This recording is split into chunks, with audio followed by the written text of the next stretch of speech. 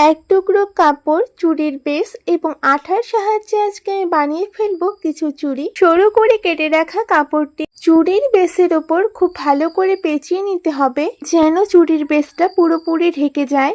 আমি একইভাবে এখানে দুটো চিকন চুড়ি এবং একটি মোটা চুড়ি বানিয়ে নিয়েছি। শেষে ঘুঙরু এবং ফাঁকা কড়ির সাহায্যে আমি চুড়িটির উপর একটু একটু ডিজাইন করে নেব, যেন চুড়িগুলো আরো সুন্দর দেখায়। আমি এই প্রথমবার চুড়ি বানালাম, তোমরা দেখে জানিও কেমন হয়েছে।